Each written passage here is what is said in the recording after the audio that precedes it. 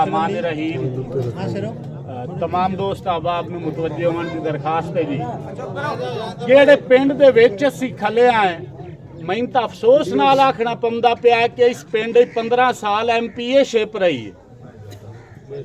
ओदी पहली दलील है कि भाईजान 15 साल MPA शिप इस पिंड ही रही है। वाटर फिल्ट्रेशन प्लांट अज तक इस पिंड ही नहीं लगा, बहुत खराब पानी है। दूजा 16 नालियां वगैरह के मामला तुसी सारे वेदे पे हो, सारे दोस्त लाग के आया।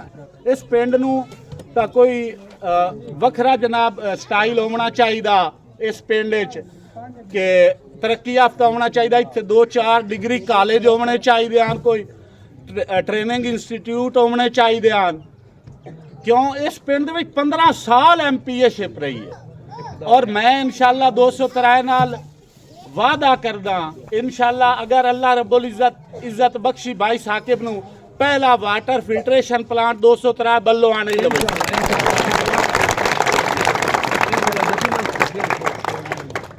एक दूजा कोई ना कोई कॉलेज या डिग्री कॉलेज बल्कि साडी डिमांड डिग्री कॉलेज भी है, साडे अड्डे उत्ते लाजमी बन सी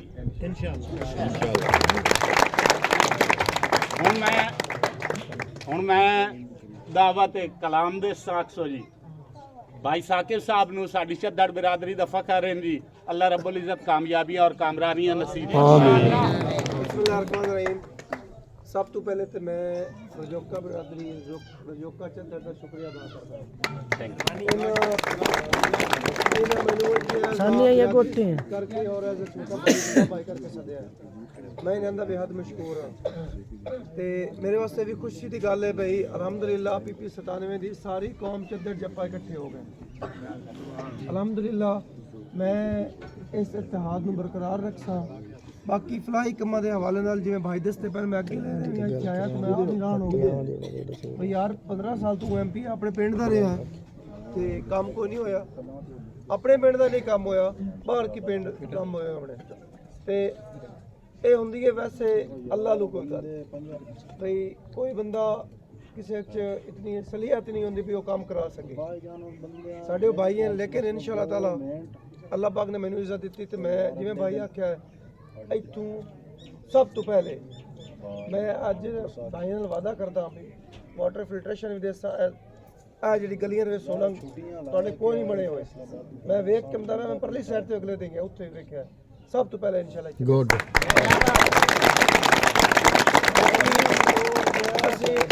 डिग्री कॉलेज नहीं इंशाअल्लाह ताला नाल असी इत्थे ग्राउंड कोई नहीं आस पास मैंने भी पता लगा है।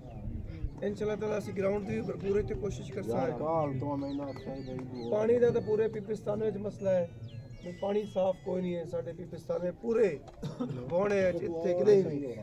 इंशाअल्लाह ताला असी ये सारे काम जड़े साढ़े मशहूर शामिल है और असी कर सकते जिंदाबाद।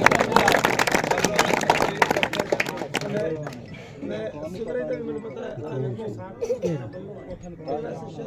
शर्म वाली गल है जेड़ा बंदा अपने घर का काम नहीं करा सकता मैं बाकी मजीद तकरीर कोई नहीं करता। बस मैं मेरे नाल इस तरह गरीब आवाम जुड़ी है, मैं गरीब आवाम की आवाज बन गया। साकिब चंदर जिंदाबाद, साकिब चंदर जिंदाबाद। मेरी इस गरीब आवाम नू गरीब भाइयों नू ये गुजारिश है भाई अगे तुसा 15 साल एक नू समाया 5 साल एक नू तुसी एक चांस मैनू दियो जे अगर मेरा बेहतर साबित होवा तो अगली बार मैं दिवे आने तो मैंने चावा नहीं देंदा इंशाअल्लाह। तमाम बिरादरी दा गरीब गुरबे दा बाकी बिरादरियां दा शुक्रिया अदा करदा। अस्सलाम वालेकुम।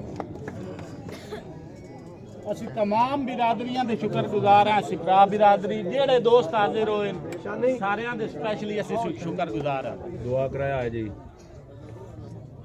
दुआ कराया बाबा जी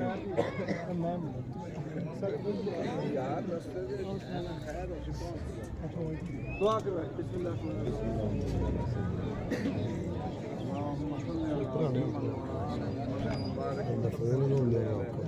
या इलामीन इस इलाके वास्ते ये कोई खुशामद नहीं, खुशामद अल्लाह ते अल्लाह दे रसूल दी।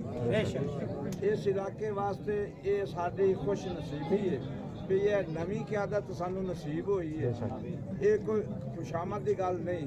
ਸਾਰੇ ਜਿਹੜੇ ਇੱਥੇ ਹੱਥ ਉਠਾਏ ਬੈਠੇ ਨੇ, ਮੇਰਾ ਮੌਲਾ ਇਹ ਚੌਧਰੀ ਸਾਕਿਬ ਨੂੰ ਇਹ ਪੀਪੀ 97 ਚ ਕਾਮਯਾਬੀ करा के इस इलाके मुल्क और कौम की खिदमत करने की तौफीक अता फरमाए। या इलामीन जेडे बुरी निगाह रखने वाले ने उन्हां तो महफूज रखे।